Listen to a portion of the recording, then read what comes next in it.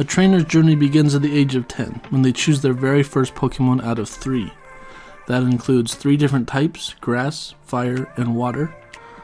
Today being Pokemon Day starts another year of journeys beginning. Some of us may have even started our journey before the age of 10, and today your journey is celebrated. For fun, before we get right into this video, here are 3 starters that I have found. They're made up, of course, but if your journey were to start today, which of these 3 would you choose in your new journey? Who will you choose? With Pokemon Day, of course, there's usually a Pokemon Direct where news is presented on different games and the TCG. So today I thought it'd be fun to go over that with you guys. But before we get into that, I did want to do a what if series that included like what if the perfect Pokemon game was made and what I think would be included in that. So if you guys like this video, leave a like and subscribe, and let me know what your thoughts are on these 2 matters that we're going to discuss: the Pokemon Direct and the what the game would look like.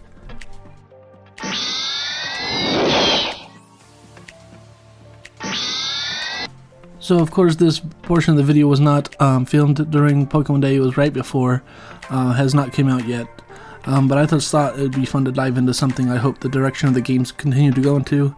I'm not saying there's going to be any new games announced, but I just had these thoughts as Pokemon Day was approaching. So yeah, of course Pokemon had some of the greatest games in my opinion, the most recent being Sword and Shield, when I had played at least 3 times, each with the different starters. The newly added Scarlet and Violet to the game added new heights, literally I guess where you can climb up mountains, with the new mechanics of open world and all the Pokemon being seeable in the overworld. I think it really embraced the open world aspect and the Pokemon being in the world. So yeah, that kind of helped me lead to my thoughts. What would be a perfect game? Like, where would they go from there? And I was thinking of the Alpha Sapphire game in Omega Ruby, and they had some good features that I think would be awesome if they included that, and then make the new region be fantastic. But so yeah, with Alpha Sapphire, they add, I don't know if you guys remember, you had like the TM dive, and you can like go underwater, and it was kind of limited. Go through like canyons and stuff, find items, find Pokemon there. But if they had the aspect of the open world and kind of what the Switch looks like now and everything, I think it'd be really cool. Underwater exploration, that could be a fun new open world aspect alongside the above water, but for sure underwater. So yeah, like as you see there with Scarlet, Alpha Sapphire, you can see what I'm getting at, and maybe some images that could relate and like give inspiration to what it could look like to go underwater. But yeah, I was staying with Orez, or Alpha Sapphire and Omega Ruby. Another one was that you can fly around in Latios and Latios, like above the sky, and like, it was kind of more of a fast travel. I think there were some encounters with it, but if you had like air exploration as well, I think that would go a long way. Have underwater, land, and air. Have air battles, water battles, etc. I think it'd just be awesome. Like even what I missed about Soul Silver is like you had the surfing and fought the swimmers by going to like Seafoam Island and all that stuff. So that's just another aspect. But yeah, in Scarlet Violet, you obviously can glide with Miraidon and Miraidon. You can glide, so just imagine like if you were able to stay in the air with the flying type Pokemon and fly wherever you want. I think that would be really cool. Like, I think it'd be fun to explore the sky with Salamence riding on his back, or even Charizard. I think it would be a nice feature. Alright, so my final thought, though, kind of comes from the Breath of the Wild. So, like, if you followed the Zelda series, I think Breath of the Wild really took a huge leap that I think Pokemon should make. And, like, so they, like, just like Pokemon, Zelda provided dialogue through, like, box text that you read. And that's how you follow the story and follow dialogue. But in Breath of the Wild they added the voice acting, so I think that would go a long way in Pokemon.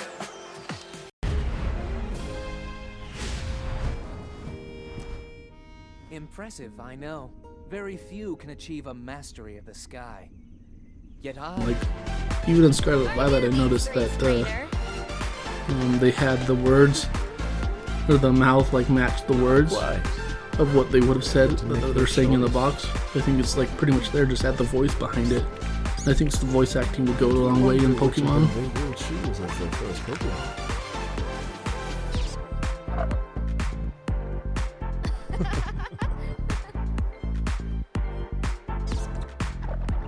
Alongside that, also including with Breath of the Wild, I think Pokemon generally is for all ages, so that's why it's kind of easy.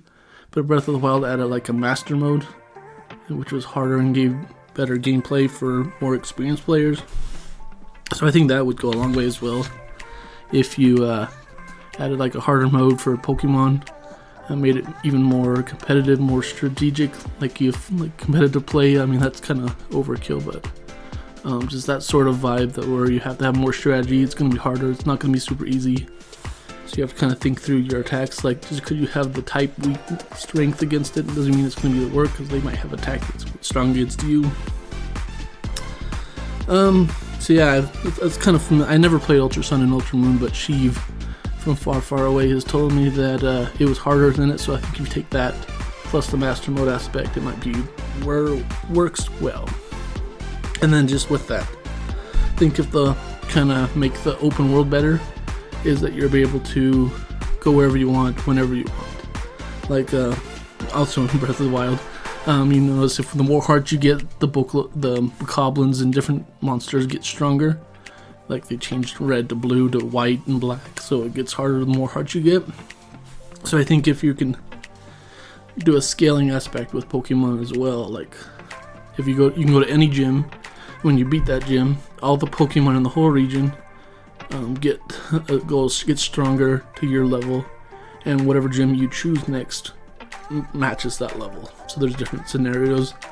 You could let everyone's gameplay be different. Like, people are going to go to different gyms at different times, so it's going to be a unique experience for every player. So yeah, that's just what I was thinking through those aspects. Adding open water exploration, adding sky exploration, adding voice acting, adding a hard mode, and adding like a scaling limit so you can do any gym in any order, and it matches you where you're at once you beat a gym. So yeah, we'll get into the next portion when the direct comes out. We'll go right over, review it with you guys, kind of talk about it, see what we actually get. I don't think there might be a spin-off title. That's what I'm guessing for the direct. But I hope you guys enjoyed this portion, and hope you enjoy the next portion. It was definitely enjoyable for me to make, and definitely going to make consistent changes in the future to make this more and more better for you guys. I've been looking at YouTube to better, and obviously my thumbnails and stuff need to improve. It's better to put my face there, is what I've learned. So thanks for sticking with me on this journey. We're definitely going somewhere. We're almost at 200 subscribers, and I'm actually glad that we're at that point. I never thought we would. So thank you for you guys and for watching my videos. We'll get right into the next portion.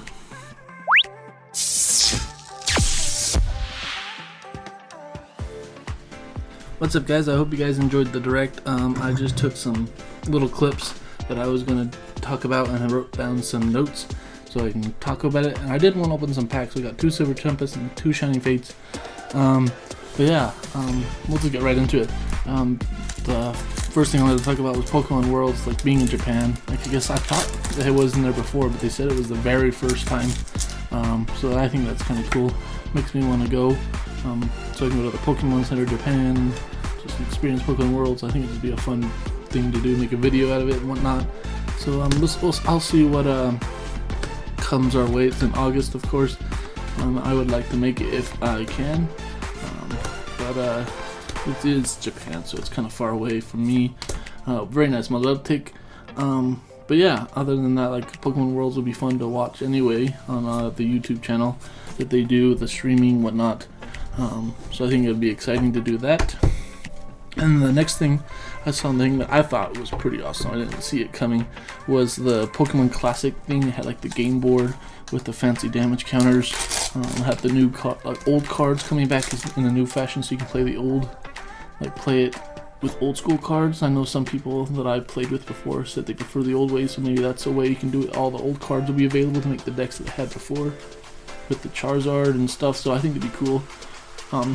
I definitely want the board. It'd be fun to start streaming that or doing videos of the gameplay with that. But yeah, so I think that was pretty sweet. I think the main thing for me was the DLC. The 2 new raids were pretty cool. but the DLC too was like the, as you see on the screen, if we got a stone joiner. With the DLC, it was like the 2 new games coming out in the fall and the winter, with the new DLC and the new legendaries. So I thought it was pretty cool. I was kind of expecting to return to Kalos, but that's alright. I think it looks pretty cool anyway. I think they said they introduced a new region, even though it's not like a mainline region, it's just a region off the coast or something that corresponds with the DLC for Scarlet and Violet. So I think it's pretty cool. Let me know what you guys' thoughts are. There was other things, of course. I didn't show it here. Pokemon Sleep looks interesting. I'm trying to think what else there was. There was quite a bit. They have the new TV show coming on with Netflix. So they had some cool announcements. I think didn't really touch on it too much of anything. Had a little bit snippets of everything. But it was still a nice direct. I was expecting a spin-off, but there was no spin-off. And we got a Radiant and a V. But yeah, I think that was just a really fun direct. But yeah, if you guys, let me know what your favorite parts were of the direct. If you enjoyed this type of content. And I definitely want to use the segment videos I've been trying to do, but maybe do it individual videos like I've kind of done with the first portion of this. I did want to open up some packs, so that's why I'm opening up these real quick while I'm talking. Yeah, those are my highlights of the direct. As we get into this last couple cards, you gotta hit every pack, so maybe it's just like a Pokemon day. And we got a holo every time with it. But yeah, guys, happy Pokemon Day. Hope you guys have been enjoying these. Hope you enjoy Pokemon, the Pokemon Day celebration. And like I said multiple times, let me know down in the comments what your favorite part of the direct was. Mine, of course, was the Worlds coming up in Japan, the classic. I definitely want to get that to play, maybe put it on this channel. And the DLC is going to be fun when it comes out later this year. Anyway, guys, we'll see you next time.